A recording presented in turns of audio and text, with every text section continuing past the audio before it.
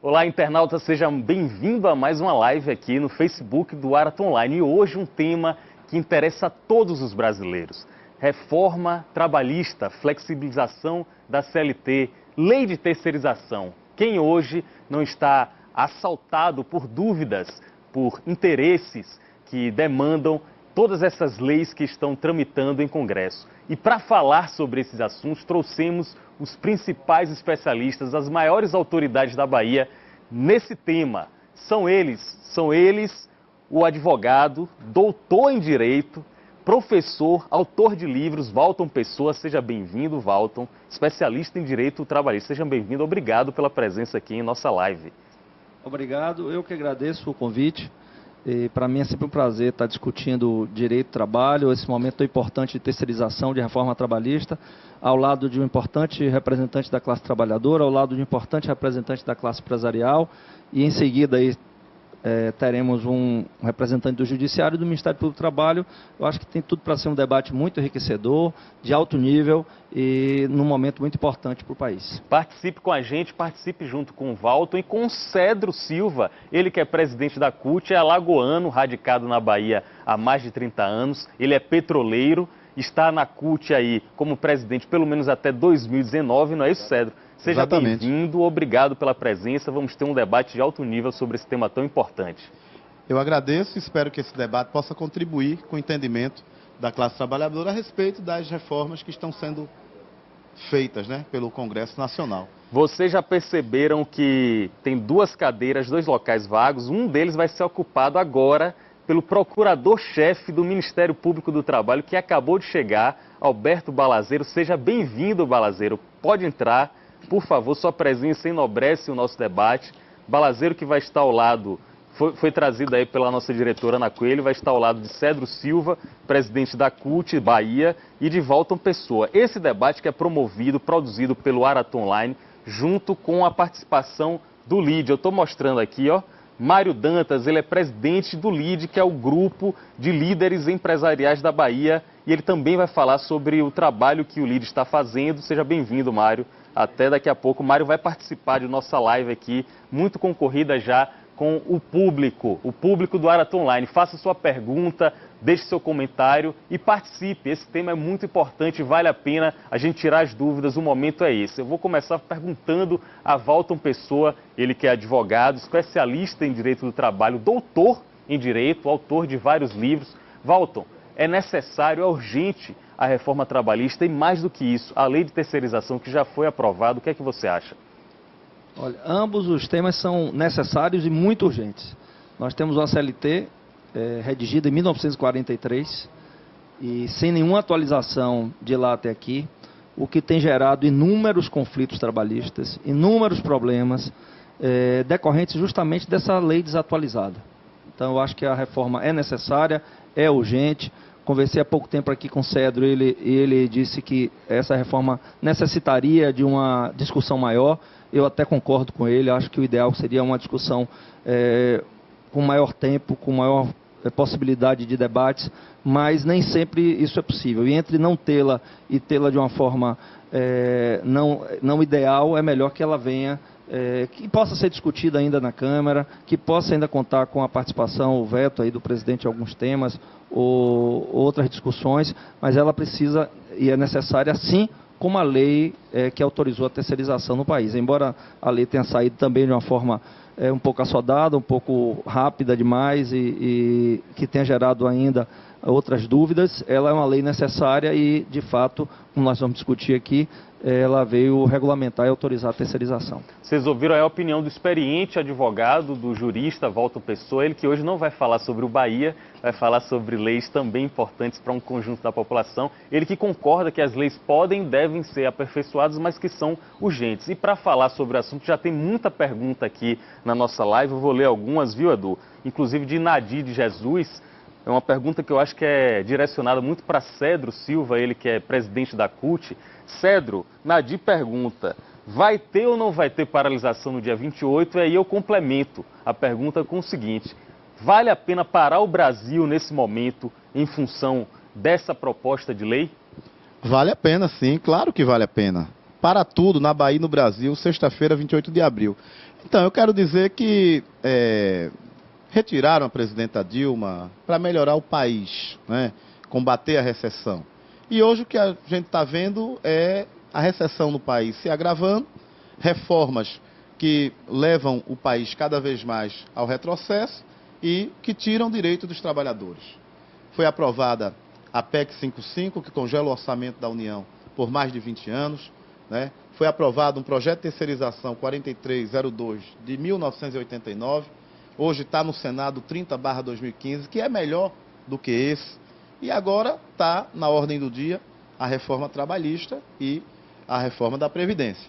E a classe trabalhadora está sem rumo, está desesperada, porque os efeitos disso são muito, muito graves, né? São efeitos gravíssimos. Então, a classe trabalhadora toda hora pergunta o que é que as centrais sindicais, os sindicatos vão fazer para combater, né, esse retrocesso.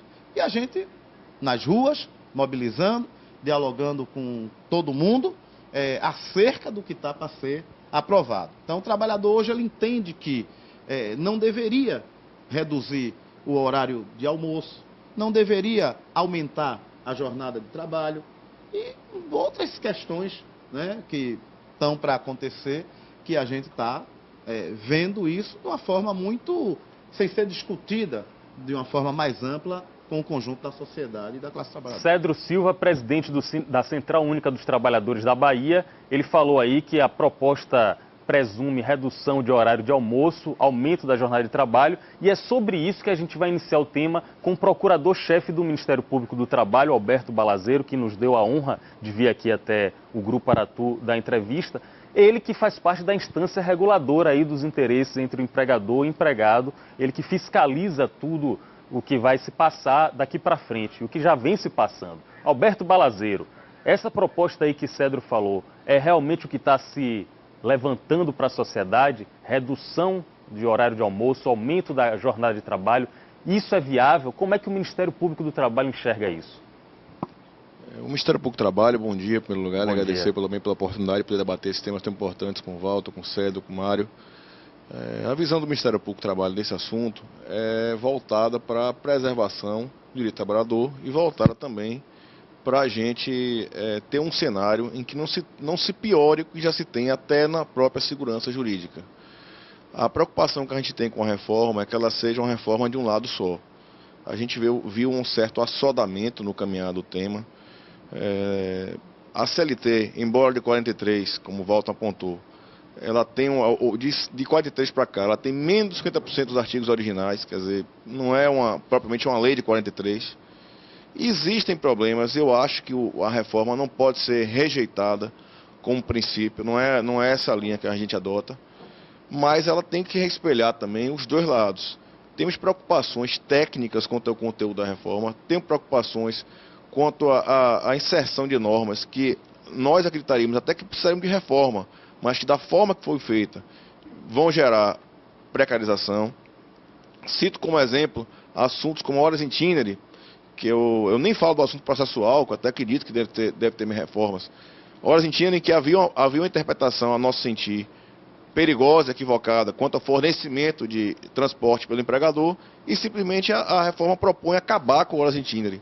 Lembrando que a gente tem fazendas onde entre o local de trabalho e o ingresso do trabalhador na fazenda são mais de 3 horas. Quer dizer, a gente parte de uma situação, de um equívoco para um outro equívoco do outro extremo. Então o Ministério Público do Trabalho tem editado notas técnicas contrárias a alguns temas da reforma e nós, pessoalmente, temos defendido que a coisa tem que ser feita com equilíbrio. Da forma com que está posta, a gente tem um grande risco de se perder uma oportunidade para o país. Daqui a pouco, esse é o Alberto Balazeiro, procurador-chefe do Ministério Público do Trabalho. Daqui a pouco vamos ouvir a opinião dos empresários representados aqui por Mário Dantas, presidente do LIDE Bahia. Antes disso, eu queria saber a opinião de Walton Pessoa, advogado, doutor em Direito, sobre o que acabou de falar, de relatar o procurador-chefe Balazeiro. O tema, de fato, é muito polêmico. Queria apenas... E é difícil discutir aqui. É um projeto de reforma ainda, não foi aprovado. Algumas mudanças podem ainda acontecerem. Mas eu queria apenas destacar dos 3 pontos aqui que foram colocados por Cedro e por Dr. Balazeiro. acerca de algumas ideias aqui. Não há, no projeto, pelo menos a parte que eu li até agora, nenhuma redução do horário de almoço. O que a proposta aqui é, quando o empregado tiver uma redução no seu horário de almoço, ou seja, o empregado tem 1 hora de almoço, mas num determinado dia teve 30 minutos, que ele receba apenas os 30 minutos de almoço e não 1 hora, como hoje é aplicado pela Justiça do Trabalho. Então, hoje, se o empregado, ao invés de 1 hora, goza de 40 minutos de refeição, por exemplo, ele receberia 1 hora como se não tivesse usufruído de nenhum intervalo. Então, a proposta apenas limita que as horas extras sejam correspondentes ao intervalo não usufruído. Também não há, pelo menos até onde eu li, nenhuma reforma de ampliação da jornada de trabalho. Continua de 8 horas com limite de 10 horas diárias. Essa questão das horas itinerárias, é bom que os nossos ouvintes e telespectadores, entendam um pouco, que às vezes as pessoas não têm essa noção disso, aquela hora que o empregado leva até chegar ao seu local de trabalho, que não é servida de transporte público regular. Então vejam também o lado do empresário. O governo não fornece o transporte público até determinado local. A empresa, muitas vezes, fornece um transporte com ônibus, com ar-condicionado, e além de fornecer esse transporte, que ela está tendo um custo, ela ainda tem que pagar esse percurso, essas horas de percurso, como hora de jornada de trabalho normal, ou seja, muitas vezes como hora extra. Então, tem sempre os dois lados da moeda, e por isso que esse debate é muito enriquecedor. Nesse ponto de vista, eu discordo aí do eminente procurador. Acho que não é justo com o empregador, que investe já no transporte, que não era sua obrigação fazer, que tenha que assumir esse ônus. Eu acho que é muito importante uma compreensão do capital com o trabalho, que o social não existe sem o econômico. Eu acho que esse é o momento. O país atravessa de fato uma crise econômica e é o momento de trabalhador e empresa, de Ministério Público, de Judiciário, de advogados, de todos os operadores do direito do trabalho se unirem para que possamos atravessar essa crise de uma forma boa para as empresas que precisam sobreviver, de uma forma boa para os trabalhadores que não podem ter seus direitos precarizados de fato, né? Mas é o momento de encontrar um equilíbrio. Equilíbrio esse que para o lado empresarial não existe, diante do excesso, às vezes, de proteção que goza o trabalhador do judiciário trabalhista, do excesso de proteção que goza o trabalhador nos seus temas mais importantes, na interpretação das leis do trabalho. Então, a reforma da CLT veio no momento de que essas discussões de fato existem, né, de que tem muito problema, muito conflito. O Poder Judiciário nosso, eu não tenho essas estatísticas, mas a doutora Thaís, o doutor Balazeiro tem, mas talvez o maior número de ações trabalhistas no mundo ajuizadas anualmente na Justiça do Trabalho. Isso é um sinal de que não está bom. Não está bom para as empresas, que tem um excesso de demandas, não está bom para o trabalhador, que não tem tido seus direitos respeitados, né, e tem que se socorrer à justiça, mas de fato algo precisa ser feito, porque senão o país vai travar de fato. Daqui a pouco vamos perguntar a Cedro Silva, presidente da Central Única dos Trabalhadores, se está realmente bom e se não estiver bom, o que é que pode, o que é que precisa ser mudado. Temos aqui vários espectros dessa discussão. Temos os representantes jurídicos, temos advogados, temos empresários, temos representantes dos trabalhadores. Por quê? Porque é um tema amplo, complexo, que atrai sua atenção, internauta, atrai sua atenção, cidadão brasileiro. Vivemos um momento limítrofe. O governo diz aí que se não tomar providências, a Previdência vai falir. As relações entre empregador e empregado estão fadadas a piorarem cada vez mais. Já não estão boas e podem piorar cada vez mais. Por isso que muita gente está participando aqui da nossa live, comentando, como Franklin Andrade, Emílio Eloy, Girlene Santos, Denis Moreno, Débora, Santana Souza, Emerson Gomes. Todo mundo vai ter suas perguntas respondidas aqui em algum momento da nossa live. Mas quem quer perguntar também é o Mário Dantas, e a gente vai mostrar o Mário Dantas aqui, ó. Ele é presidente do LIDE, o Grupo de Líderes Empresariais, o LIDE, que produz esse debate junto com o Grupo Aratu, junto com a Aratu Online, e saiu na frente nessa discussão, promovendo um encontro há cerca de 2 semanas, com alguns desses representantes aqui. Eu quero oferecer a Mário Dantas a oportunidade de fazer uma pergunta aos 3 participantes e também quem acaba de chegar é a juíza do trabalho, doutora Thaís Mendonça, ela que faz parte da comissão especial que está analisando todos esses projetos de reforma, tanto trabalhista como lei de terceirização, e ela é uma parte integrante entre os nossos vetores aqui da discussão sobre esse tema. Então, Mário, fique à vontade, Mário Dantas, presidente do LIDE Bahia, para perguntar e participar do debate representando o empresariado. Seja bem-vindo. Obrigado, bom dia, Walton, bom dia, Cedro, bom dia, doutor Alberto, doutora Thaís. Obrigado à TV Aratu pelo convite de rebater o debate que promovemos no nosso encontro do LIDE Bahia. Esse realmente é um dos grandes objetivos do grupo do LIDE, que é debater os temas de relevância para que possamos desenvolver a boa atividade empresarial no nosso Estado, com as melhores práticas.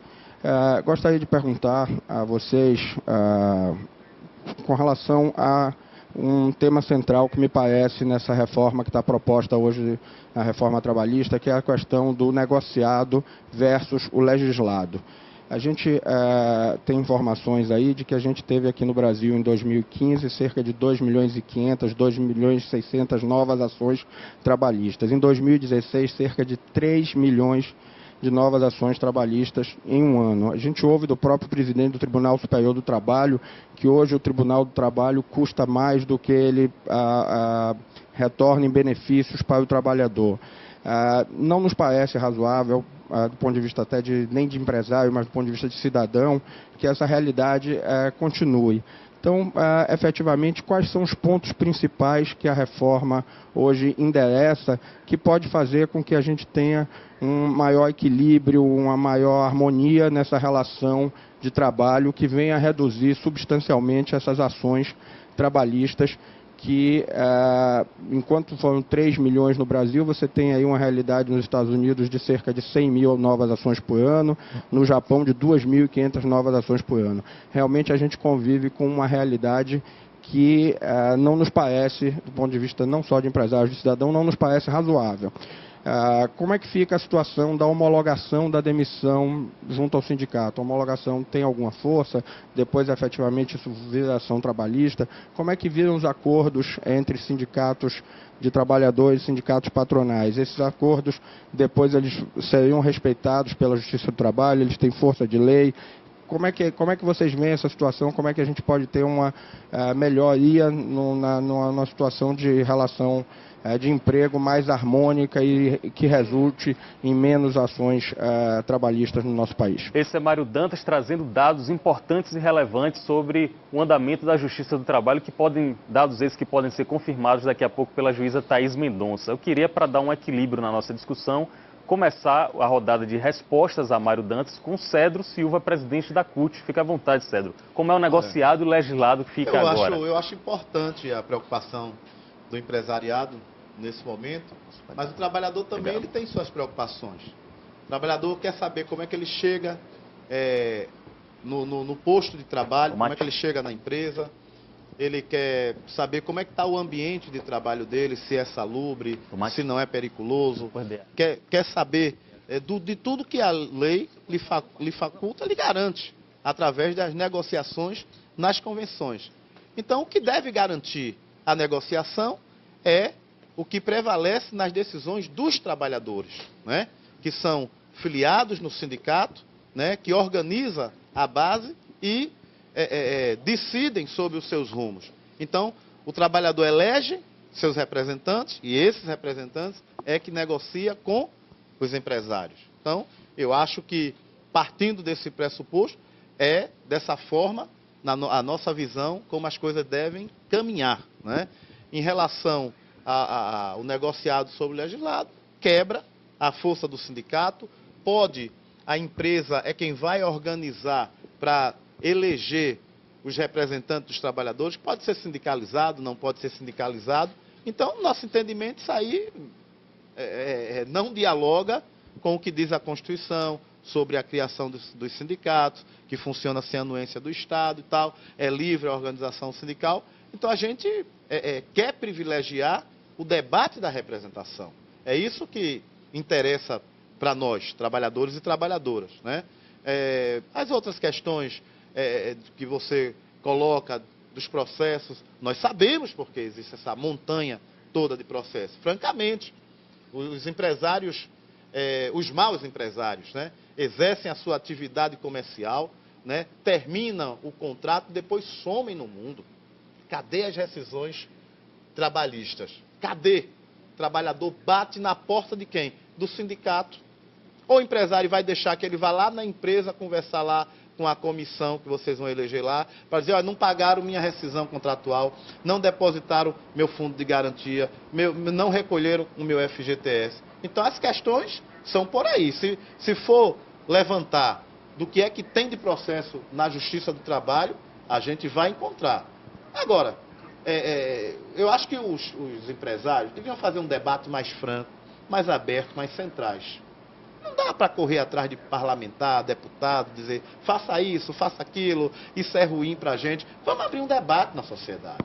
Eu acho que se abrindo esse debate na sociedade, as coisas vêm com mais clareza. Nós precisamos do emprego, os empresários precisam de quem trabalhe nas suas empresas. São relações conflitantes, né, antagônicas, mas por isso que tem que ter os sindicatos no meio, no lado empresarial, quem sente para negociar. Nós não estamos aqui para empatar a atividade empresarial de ninguém, mas nós estamos aqui para fiscalizar as leis trabalhistas e o seu fiel cumprimento daquilo que diz a nossa Constituição. Para mim, a reforma trabalhista rasga a CLT, que anualmente ela é atualizada via negociação salarial, via acordos que são celebrados anualmente com novas cláusulas, novas interpretações da lei. Esse é o Cedro Silva, que é presidente da Central Única dos Trabalhadores aqui na Bahia. Ele que tem a voz muito reconhecida recentemente por fazer uma convocação para que os trabalhadores não saiam de casa na próxima sexta-feira, dia 28, em uma greve geral que está sendo convocada em todo o Brasil. É porque não tem ônibus na rua, né? Não vai ter ônibus, e né? a gente não quer que as pessoas fiquem em ponto Será ônibus, mesmo que não vai ter sol, ônibus? chuva, sereno. Vamos não acompanhar o ônibus, desenrolar das notícias para saber se não vai ter ônibus. E o Cedro falou muito aí sobre o volume de processos trabalhistas. Segundo ele, seria por não cumprimento dos empresários, a parte que cabe a eles nas rescisões contratuais. Mas quem pode falar muito bem sobre isso é a juíza do TRT da 5ª Região, a Thaís Mendonça, que faz parte do nosso debate hoje aqui também.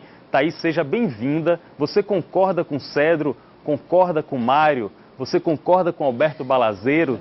Ou Walton Pessoa? São opiniões divergentes porque o debate é muito rico. Seja bem-vinda, Thaís. Bom dia, agradeço imensamente o convite para estar aqui hoje. Peço desculpas por ter chegado atrasada.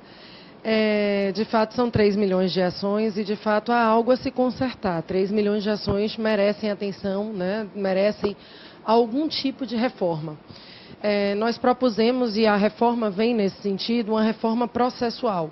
Porque muitas dessas ações, os senhores pensam, são ações que chegaram até o final.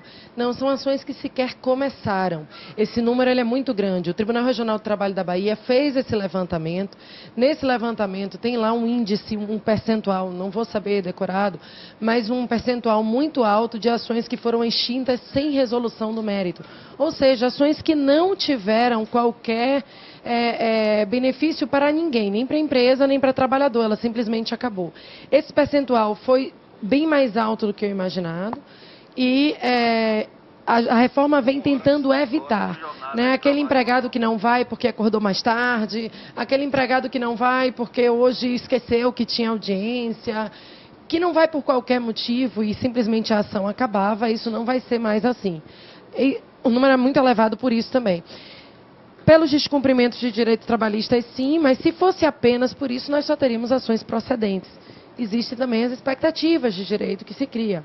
A ausência de sucumbência, ou seja, hoje você pode pedir o que quiser na justiça e não se paga por isso, a ausência de sucumbência faz com que se criem ações verdadeiras, sim, ações por descumprimento de direitos, sim, mas também aventuras jurídicas. Então, também vai se tentar, né, evitar essas ações que sejam apenas um teste, uma tentativa de algo que não tem respaldo nem na lei nem na jurisprudência. Muito importante esse depoimento de Thaís Mendonça, juíza do TRT da 5ª Região aqui da Bahia, falando das aventuras jurídicas. Quem não conhece um advogado ou proponente aí de uma aventura jurídica em qualquer área, não é só na trabalhista não, tem na área crime, tem em qualquer área possível aí. E quem pode falar sobre isso é Walton Pessoa, que é advogado, que é professor de direito, que é doutor em direito, autor de livros e pode concordar ou discordar com a Thaís Mendonça. Tem muita aventura jurídica que não dá em nada, só faz atrasar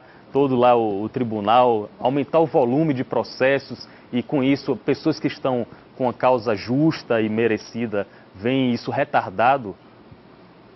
Bem, inicialmente, bom dia, doutora Thaís. Discordar dela é sempre muito difícil, né? Mas eu acho que existem ações decorrentes de maus empregadores que de fato não pagaram suas verbas rescisórias. Isso de fato existe e não é um número pequeno. Existem ações aventureiras, como a doutora Thaís Mendonça de fato muito bem colocou, de empregados, porque hoje não custa nada. Eu acho que a legislação nossa hoje, ela incentiva o litígio. Porque o empregado, quando ele está na justiça, ele não paga o seu advogado, porque só vai pagar no êxito. Ele não paga o advogado da empresa se perder o processo, porque não há a condenação, como a doutora Thaís muito bem falou, em honorário de sucumbência. Então, de fato, não há nenhum desestímulo ao empregado em tentar uma ação trabalhista e muitas vezes pedindo coisas que já recebeu. Como também, de fato, não há uma penalidade para aquele empregado que recebe sua rescisão e vai para a Justiça do Trabalho reclamar depois. Então, são pontos que vão, de fato, melhorar. O empregador já tem suas penalidades para o não cumprimento das obrigações. Por exemplo, se até a primeira audiência ele não paga as verbas rescisórias, ele tem que pagar com a multa de 50%. Então, já existem essas multas e não existem por parte do trabalhador e, de fato, serão bem-vindas. Mas existem muitas ações, doutora Thaís, eu acho que a reforma veio a contribuir nesse sentido, e muitas mesmo, eu não sei diferenciar as três hipóteses, mas de problema de interpretação da lei. Por nossa lei ser defasada, por nossa lei muitas vezes ser omissa, ela permite diversos tipos de interpretação. A exemplo da terceirização. Nós vamos tratar desse tema daqui a pouco. O que é que pode terceirizar, o que é que não pode terceirizar? Não tem uma regulamentação. Então, a falta de uma regulamentação gera inúmeros conflitos trabalhistas decorrentes da terceirização. O que é que pode ser de fato negociado pelos trabalhadores e pelas empresas e sindicatos? A lei também não disciplina isso de forma expressa. Durante anos e anos e anos, e quantos processos nós temos na Justiça discutindo aquilo que o sindicato negociou com a empresa, se isso tem valor de fato no contrato de trabalho, se isso pode ser aplicado ou não pode ser aplicado. Então são temas como estes que de fato precisam ser tratados numa reforma trabalhista e isso também vai contribuir para a diminuição do número de ações. Porque quando a lei é clara, ela não dá margem a interpretações diversas e o judiciário não tem que solucionar determinado tipo de conflito. Esse é o experiente Walton Pessoa, ele que já foi vice-presidente do Bahia também. Será que ele quer voltar ao esporte? Será que ele volta a se envolver com o Bahia? Eu acho que não. Pelas declarações, provavelmente não. Mas ainda voltando para a pergunta de Mário Dantas, vou mostrar Mário Dantas aqui porque é importante, é um dos organizadores desse debate, dessa live, junto com o LIDE, que é o Grupo de Líderes Empresariais aqui da Bahia, a versão baiana do projeto iniciado por João Dória, o atual prefeito de São Paulo. E Mário Dantas perguntou, e eu queria saber a opinião do Alberto Balazero, procurador-chefe do Ministério Público. Mário Dantas perguntou como é que fica a situação entre o negociado e o legislado. Como é que o Ministério Público do Trabalho, procurador-chefe Alberto Balazero, se posiciona nessa proposta de uma reforma que dê uma flexibilização maior entre o empregador e o empregado? Em relação, primeiro, vou só situar o que foi dito aqui antes. Eu até já tinha dito em outra oportunidade, doutora Thaís, que a parte processual, se a reforma fosse sobre a parte processual apenas, eu teria uma posição muito mais favorável do que a gente tem em relação ao mérito e direitos sendo envolvidos. A parte processual, eu acredito que precisa de uma reforma e precisa ter uma responsabilização recíproca. Eu acredito nisso piamente. A questão é que a reforma não está tratando só disso e muito mais. Está tarifando o dano moral que não existe. Se você derrubar um cafezinho na McDonald's, você pode ser condenado de uma forma. De trabalho vai ser o único direito do mundo que vai ter uma limitação de valores. O número de ações trabalhistas no Brasil é grande, mas também é de ações criminais, também é de ações da área de responsabilização. Então você está focando numa só área. O argumento do presidente do TST, Mário, de que é mais caro você pagar o trabalhador, é o mesmo argumento que é mais caro você pagar o bandido que assaltou o banco, do que você ter a instituição de proteger o banco. Então é um argumento, a meu sentir, falacioso. nesse aspecto. Outros argumentos me seduzem mais do que esse propriamente, e você dizer é mais caro para o trabalhador, que não há uma conta que você faça. Você não calcula poder judiciário, você não calcula polícia, você não calcula instituições do Estado a partir do que você gasta com elas, e sim a partir do resultado que você tem. Acredito no trabalho da comissão, até reitero aqui, tinha falado antes, em relação a essa questão do negócio sublegislado. Não tenho, por princípio, nada contra a valorização, mas eu acredito que tem que ter um equilíbrio. A minha preocupação em relação a essa reforma é o desequilíbrio, é uma preocupação que a gente tem. A gente tem que olhar as coisas contraditórias. Você quer aumentar emprego, aí você permite jornada de 12 por 36. Então, se você aumenta a jornada, é óbvio que você tem menos empregados, né? Isso é evidente, então você vai ter menos emprego. Você quer fortalecer a negociação coletiva, mas você não permite ultratividade. Para o público que nos ouve, nos assiste, ultratividade. A norma coletiva, no período posterior, era poder vigorar enquanto a negociação continua. Isso existia. O Supremo Tribunal Federal, esse ano, através da decisão do ministro Gilmar Mendes, começou a rever, suspendendo o entendimento do ST. Quer dizer, se você não tiver a norma coletiva para aquele ano, tudo que foi negociado, inclusive o bom para o trabalhador, ele deixa de vigorar. Então aí você tira o imposto sindical. Quer dizer, você vai ter um sindicato que ele não tem o imposto sindical. A gente tem que imaginar que a reforma trabalhista ela é feita para um país gigantesco como o Brasil. Concordo que existem abusos, concordo que existe efetivamente, você não pode comparar sindicatos de uma capital, só que a gente tem que imaginar que a gente tem um sindicato lá dos trabalhadores rurais de Cabrobó, que é o mesmo sindicato que vai ficar sem receber o imposto e ele precisa para sobreviver, até porque o trabalhador dele também é um trabalhador que muda de um local para outro. As centrais sindicais têm capacidade de mobilização na capital. No interior, numa cidade que você tem a categorias volantes, você não tem como conseguir isso. Então esse sindicato, é esse que você está sem ter como sobreviver, que você vai dar a força de lei ao que ele escrever, é isso que nós estamos fazendo. Então acho que a gente tem que buscar coisas equilibradas, porque essas coisas desequilibradas podem dar problemas a posteriori. Porque eu me lembro, por exemplo, em Barreiras tinha um fato interessantíssimo sobre jornada de trabalho. Era um acordo coletivo sobre os trabalhadores, se recordam desse debate, que são de fora da cidade, que querem voltar para Goiás, para Piauí, e eles queriam um acordo coletivo, uma convenção coletiva, que a gente autorizasse 4 dias de seguidos de folga. Uma vez, em vez de fazer heptometário, uma vez por semana, fazer os 4 juntos. Aí você tinha de um lado um sindicato, o próprio trabalhador queria isso. Então a gente tem que imaginar que não é tão simples a gente dizer, vai fortalecer a negociação coletiva sobre a lei. Ainda mais tem coisas que eu não compreendo na reforma. Por que o acordo coletivo ele tem que ser maior do que a convenção coletiva? O acordo com a empresa, a convenção com o sindicato. Ora, o acordo coletivo com a empresa, a gente sabe, nós todos somos empregados, em algum momento da nossa vida nós fomos empregados. Uma equipe de trabalhadores dentro da empresa ela é muito mais vulnerável, até porque o empregador está ali perto, do que uma convenção coletiva que o sindicato está longe da empresa. A gente não compreende por que está acima. A gente criou uma hierarquia nesse momento, a gente criou uma hierarquia. A questão da comissão dentro da empresa. Acho válido existir uma comissão. Mas se você existir uma comissão em que ela tenha capacidade negocial sobre o sindicato, você invalida o sindicato. Então esses aspectos todos eu achava, sinceramente, que nessas matérias, eu volto a repetir, que a parte processual, a gente acha que deve ser, entende que tem muita coisa a ser melhorada, e até na parte de direito material. Só que a gente tem que tomar um cuidado, porque essa reforma, feita a forma corrida, e com matérias de um lado só, elas correm o risco de não passarem por um lado, ou pior, a gente passar e serem questionados judicialmente e a gente perder um momento, porque eu acredito que a reforma é necessária. Alberto Balazeiro, procurador-chefe do Ministério Público do Trabalho aqui na Bahia, trazendo nuances, trazendo novas discussões sobre esse tema. Temos aqui muita gente, viu, Walter? Muita gente participando da live, querendo ter suas perguntas respondidas, mas eu queria direcionar uma pergunta de Girlene Santos aí, que ela vai muito em cima do que você comentou. E daqui a pouco a gente começa, viu, gente, a falar sobre lei de terceirização, essa que já foi aprovada, já está vigorando, não é isso, Walter? Já é vigente e vale a pena também a gente discutir. Girlene pergunta, Walter, se eu não fizer o horário de almoço, eles são obrigados a pagar, porque falaram para nós que se não fizer o horário de almoço, não vai pagar.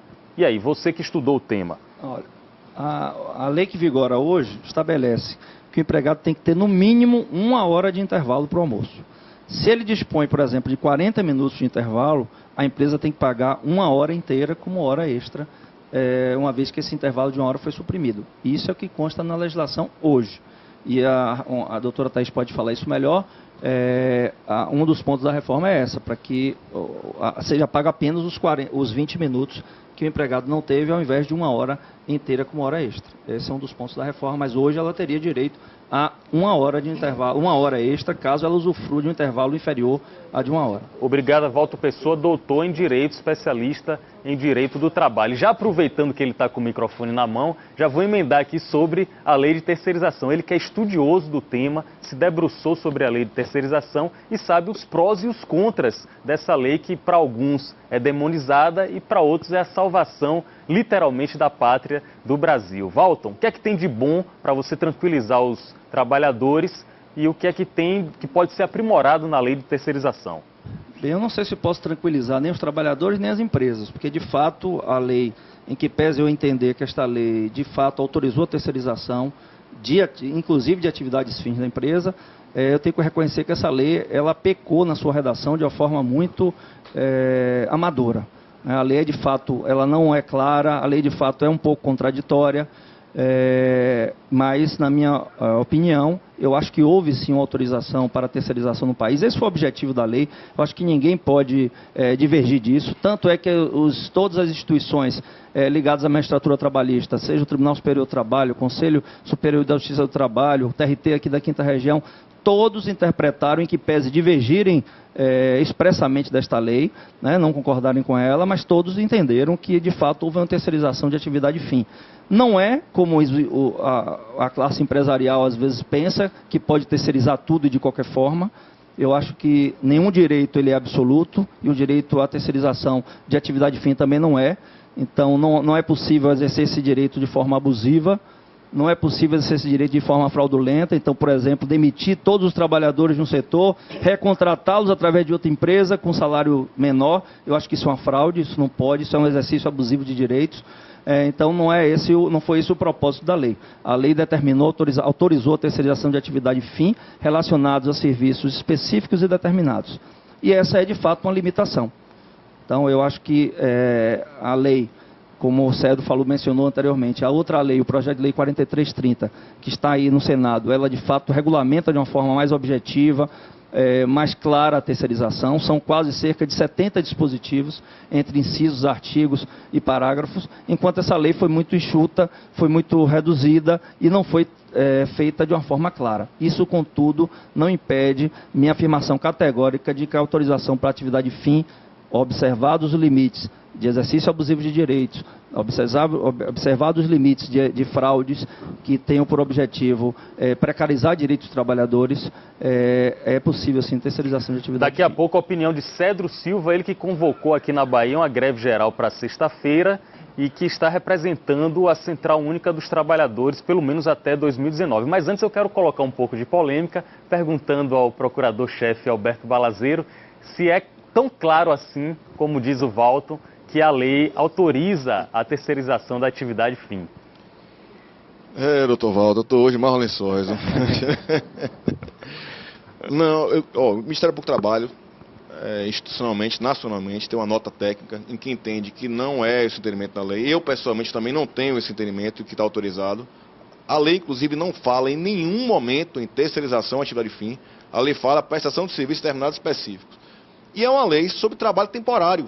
Então, nem sequer se trata de uma lei sobre terceirização.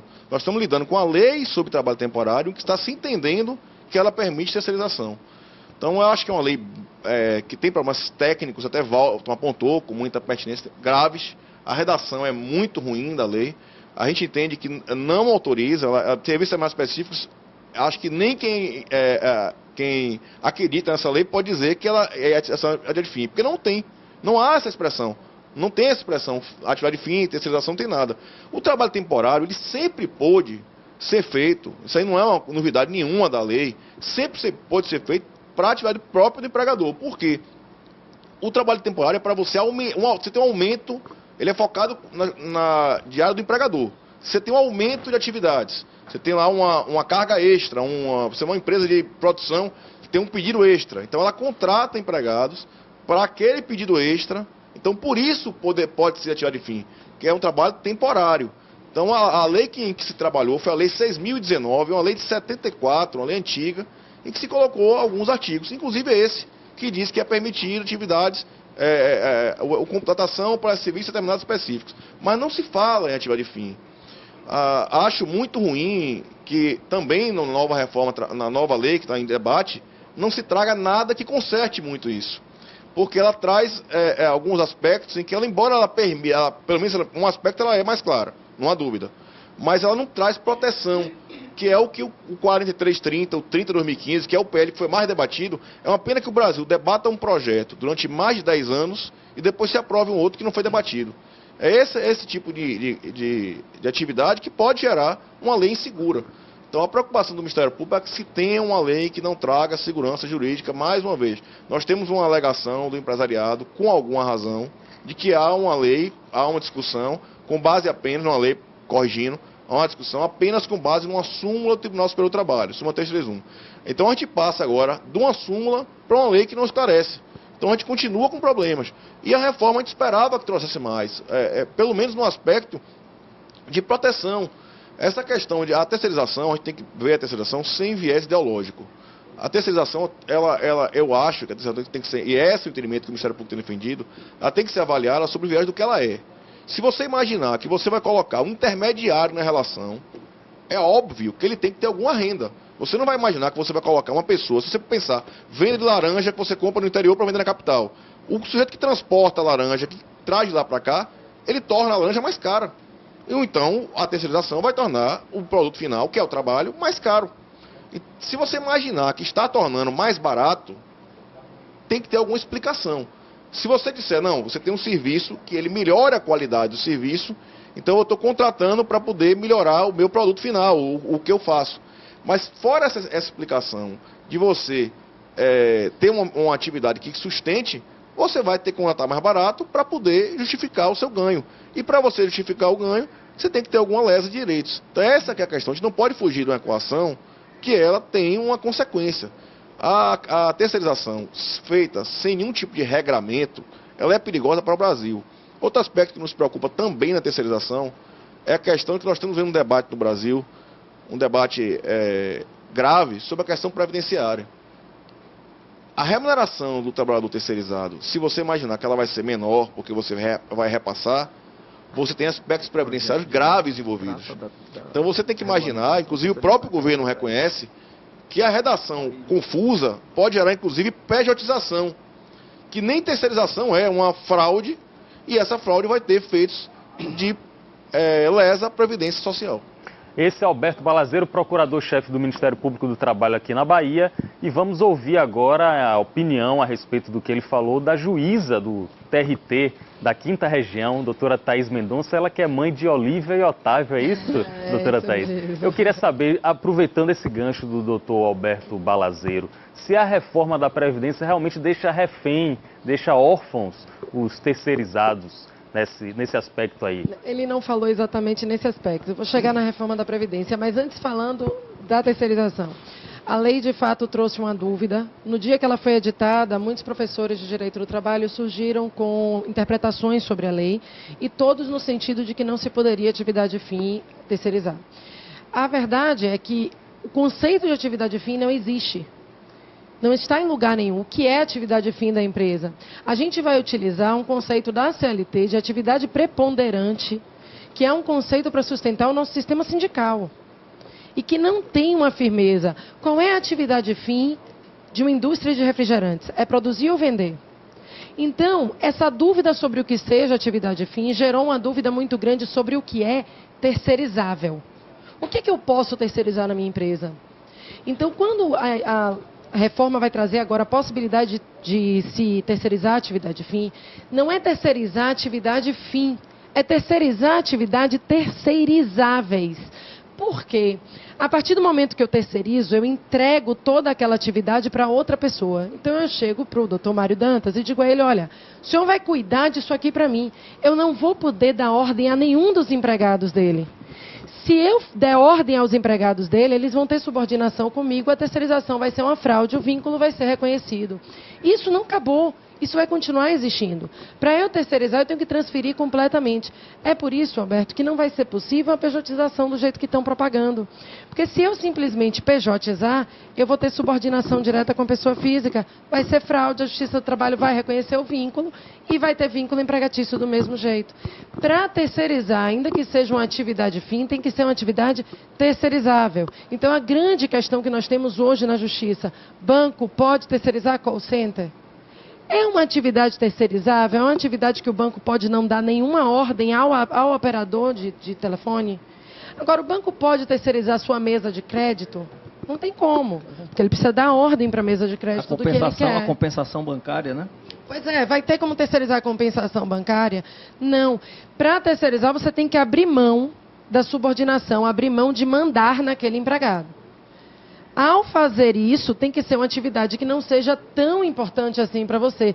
Então, a gente vai dividir agora, né? Não vai mais falar em atividade fim e atividade meio. Atividade terceirizável, ou seja, atividade que requer a minha subordinação, não requer, desculpe, a minha subordinação direta, eu posso entregar a outra empresa, ou atividade não terceirizável, aquela que eu tenho que dar as ordens. Debate rico aqui, bem instrutivo, pedagógico, didático, sobre reforma trabalhista e lei de terceirização, com participações ilustres como a juíza Thaís Mendonça, o procurador-chefe do Ministério Público do Trabalho, Alberto Balazeiro, o advogado, professor de Direito, doutor em Direito, Walter Pessoa, e ele que vai responder agora, que é Cedro Silva, presidente da Central Única dos Trabalhadores. E eu tenho uma pergunta, além de toda essa análise do que você acabou de ouvir, Cedro, eu tenho uma pergunta aqui de Junival Akenaton, que está em nossos comentários do Facebook. Na verdade é uma pergunta, mas é uma afirmação, é um pedido de ajuda, talvez, do Junival.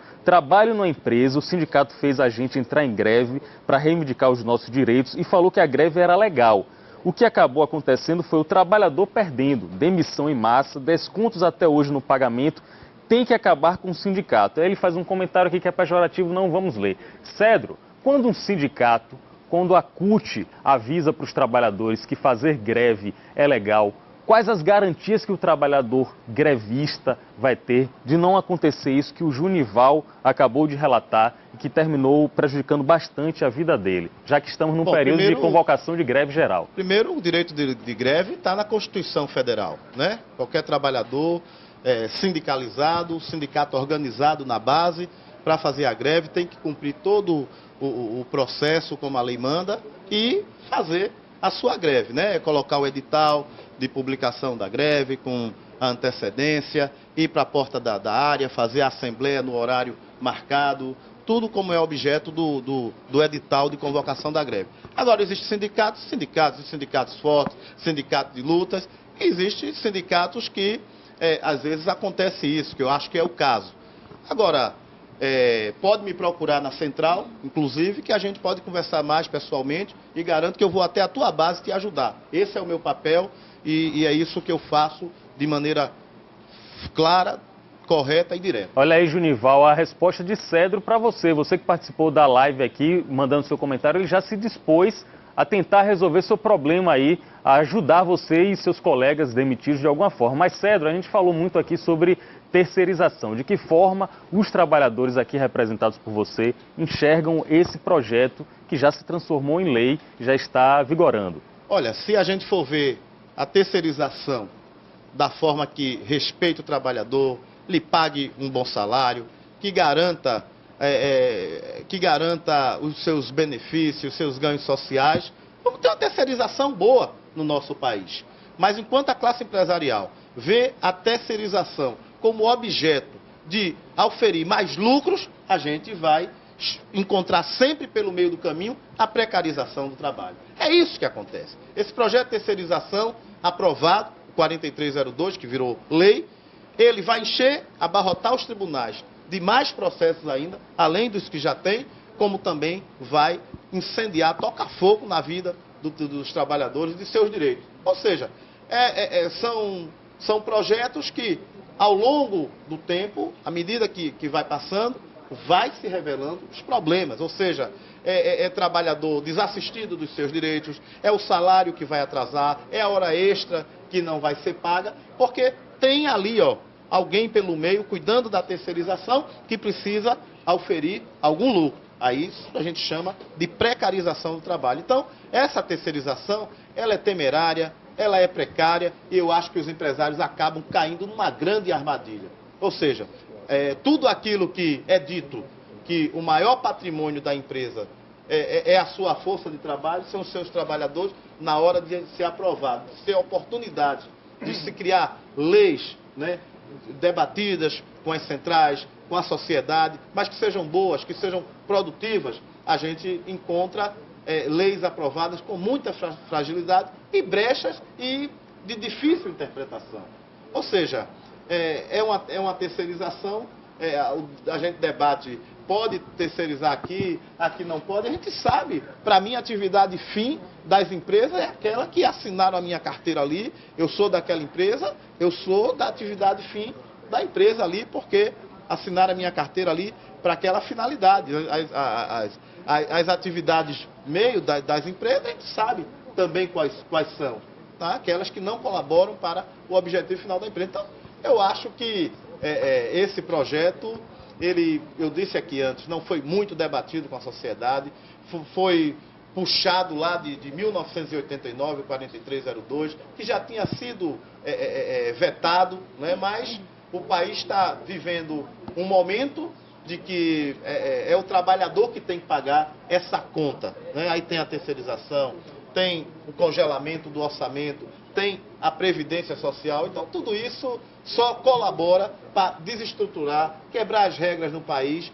E outra coisa que a gente olha, só está bom para um lado. Enquanto um lado está dizendo que está bom e o outro lado diz que está ruim, esse negócio tem alguma coisa aí que precisa ser melhorado. Esse projeto de terceirização, da forma que está, não deve passar. Cedro Silva, presidente da CUT, eu quero saber de Walton Pessoa, advogado, doutor em Direito, se está tudo ruim no projeto para os trabalhadores e se todo mundo que tem carteira assinada por uma empresa faz parte da atividade fim da empresa.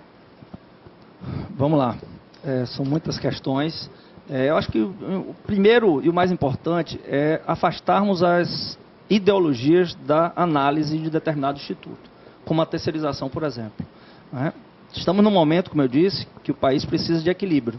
E esse equilíbrio entre capital e trabalho é que nós precisamos, nós aqui, operadores de direito, juízes, advogados, procuradores, precisamos encontrar. De fato, a terceirização ela não veio como propósito de reduzir custo, de diminuir direitos dos trabalhadores. O empresário que estiver pensando assim, está pensando de uma forma equivocada.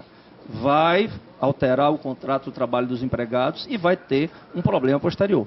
O objetivo da terceirização é que a empresa obtenha maior lucro através de uma especialização de um serviço.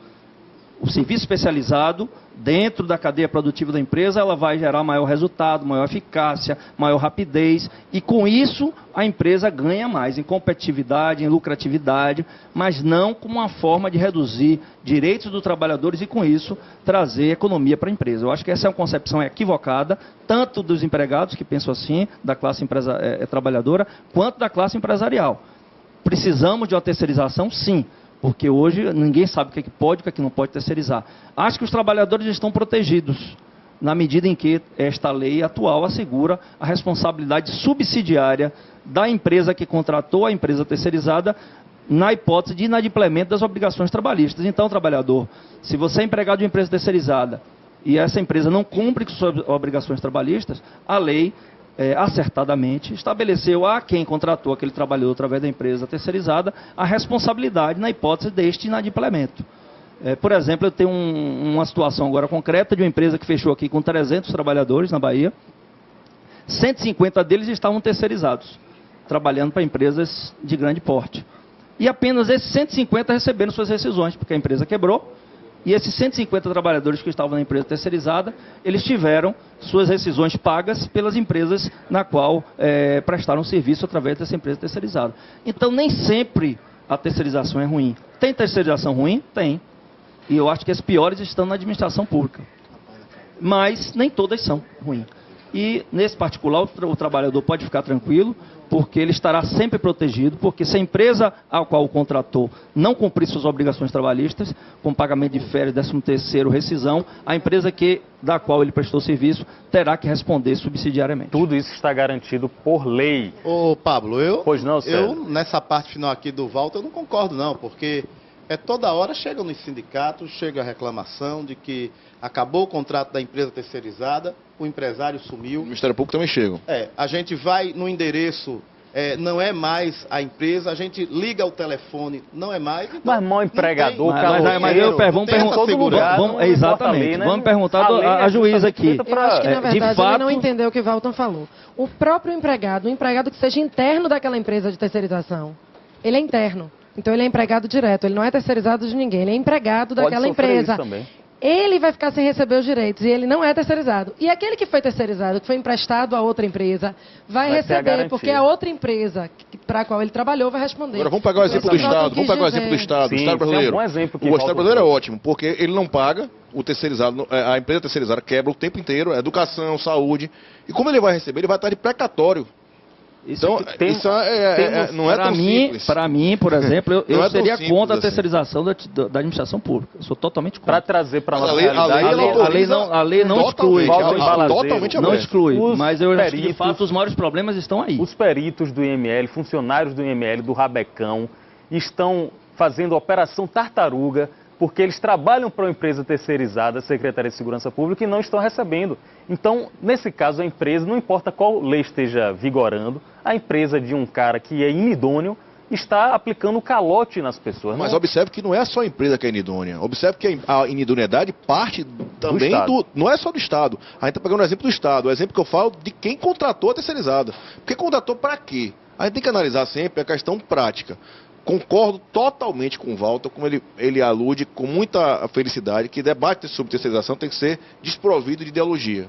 Então, sobre o aspecto prático, por que está sendo feito a insistência na terceirização? É para o empregador ter mais lucro. Isso é natural, isso é do sistema que nós estamos vivendo, capitalista. Agora, a forma de que você tiver ter lucro é que você tem que deixar claro. Se você vai ter lucro com um cara que não paga o empregado, não existe isso aí. Isso é uma coisa que o direito não pode abarcar. Mas aí é burrice, isso é fraude. Isso é fraude. A lei também protege da fraude. Exatamente. Mas aí é fraude. E fraude vai acontecer em qualquer relação. Então, a lei vai proteger. Nós temos de empresas que não terceirizam e que não pagam seus direitos trabalhistas, são fraudulentas. Quer dizer, o mau empregador, ele vai existir sempre. E para isso tem a Justiça do Trabalho, para isso tem os sindicatos, para isso tem o Ministério Público do Trabalho, né, para coibir e reparar esses erros. Agora, o problema do Brasil e da inadimplemento de obrigações trabalhistas não é da terceirização. Também acontece. Também não é da Justiça, nem do... Não é de ninguém. É de um contexto todo. Então a gente não vai conseguir reduzir o número de ações com isso. A gente não vai reduzir o número de ações com gente que não paga. Vai reduzir muito, porque nós temos inúmeras ações discutindo o que é que pode e o que é que não pode terceirizar, por exemplo. Sim, mas aí chega no final e alguém não pagou, né? Mas que não, o empregado, neste particular, de não receber... Aí eu vou discordar, procurador. Porque veja, por exemplo, as ações de telemarketing. Às vezes está tudo pago. A única coisa que ele quer é discutir se aquela terceirização ela era possível. Se ele é ou não empregado do banco que terceirizou. Mas com que objetivo? Só isso. Com algum objetivo de receber alguma parcela. Tem alguma coisa que ele está querendo ser enquadrado como bancário. Ele só quer isso. Ele só quer ser enquadrado como bancário porque ele quer alegar que aquela terceirização é ilícita. O número de ações... Mas para ser enquadrado como bancário, ele pega a remuneração do bancário, que é maior do que ele recebe. Esse é o ponto. Mas o bancário não faz o que ele faz. Ele atende telefone. O bancário trabalha fazendo outras coisas. Então, assim, aí é a questão... O banco pode ou não terceirizar essa atividade. Ações como essa que eu estou falando aqui, da Telefônica, que o STF suspendeu os julgamentos, né?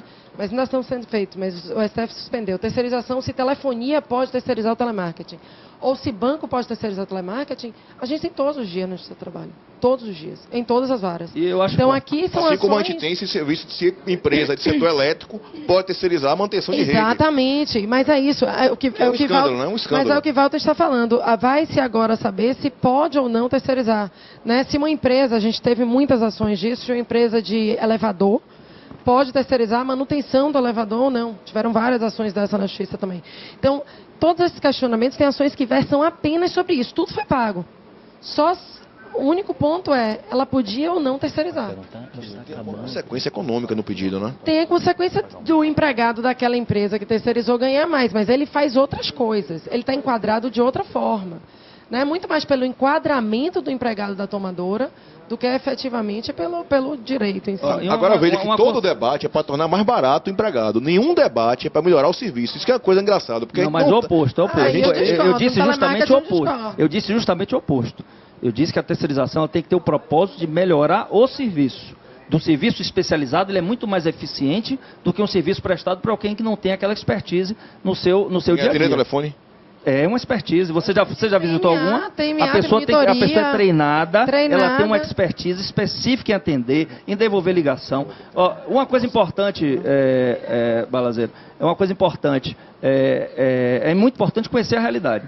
Eu já passei um dia inteiro numa empresa de teleatendimento. Eu também. Eu já passei um dia inteiro. Inclusive porque nós... E é totalmente você, que é um cara dos mais brilhantes e inteligentes que eu conheço, jamais teria capacidade de um dia, sem passar 10 dias treinando, de atender um telefonema de uma pessoa aborrecida, e normalmente bem aborrecida e com razão, de estar ali sendo atendida, preparado para atender. Tem milhões de tipos de problema. Um cartão que foi roubado, um cartão que está vencido, uma despesa que não foi, um sistema de computador. Então, é específico. E sabe o que, é que vai acontecer com o teleatendimento? Eu vou dizer isso aqui porque eu sou advogado de algumas empresas.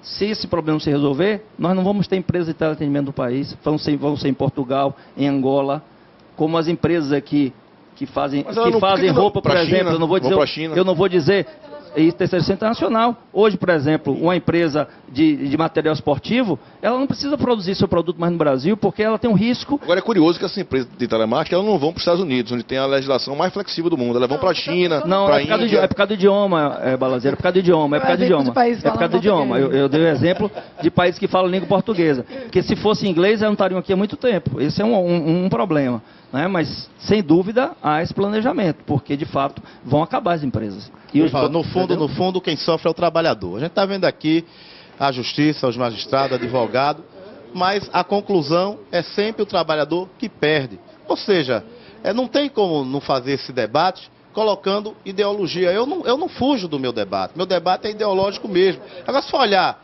à luz da razão, por que o trabalhador que tem que perder, né, perder seus direitos com um projeto de terceirização? Então, eu acho que, como eu disse antes, esse debate aqui, ele foi muito assodado, foi feito às pressas, e quem está perdendo, quem está na pior, aqui é o trabalhador. E a gente está aqui para fazer essa defesa, a gente quer defender, a gente quer debater isso aqui mais vezes.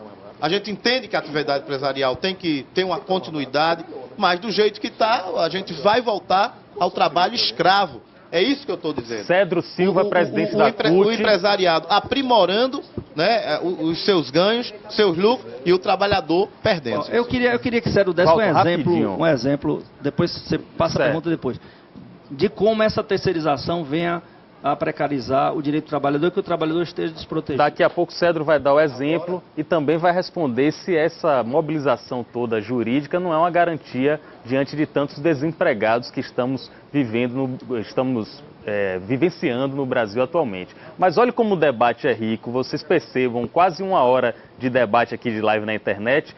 E temos muitos espectadores, dá para mostrar aí, ó, mentes brilhantes aqui, ó, como Casemiro Neto, Ney Bandeira, Matheus Carvalho, todos interessados na discussão aqui. É verdade. Ney quer fazer uma pergunta. Eu não concordo com minha interdição, eu devia estar no debate também.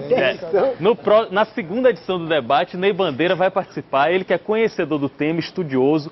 Mário Dantas quer fazer uma pergunta e Casemiro Neto vai entrar ao vivo agora no programa QVP. Mário, fica à vontade aqui, usando meu microfone. Pronto, eu queria dizer o seguinte, Pablo, que eu fiquei muito feliz de ver que existem algumas convergências entre o Ministério Público do Trabalho, entre o representante da classe dos advogados, doutor Walton, entre a doutora Thaís, que é juíza, na medida de que existe a necessidade de que essa reforma seja feita.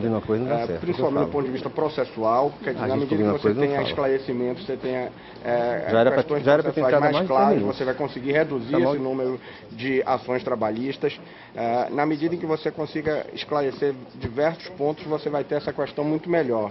Mas eu queria dizer principalmente ao Cedro o seguinte: o maior direito que o trabalhador pode perder é o direito ao seu emprego. Então, nessa medida, existe um alinhamento de interesse total. Mário, eu vou precisar te interromper. Eu vou precisar te interromper para chamar Casimiro Neto. Olá, oi, Pablo, bom que dia. começou Bom dia, que vem Thaís. o povo na televisão. Casimiro dando a honra de participar aqui de nossa live. O debate produzido pela TV Aratu, tudo bem, pela parabéns. Aratu Um debate Online. importantíssimo para nós todos brasileiros, não só trabalhadores.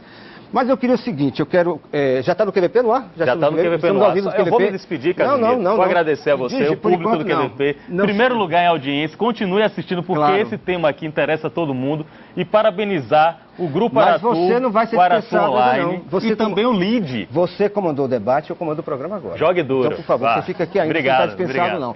Eu, inclusive, começo o programa de hoje, porque o assunto é de interesse muito forte para todos os brasileiros, principalmente nós, trabalhadores, com esse projeto de terceirização que vem provocando polêmica, e não é à toa que está acontecendo esse debate aqui.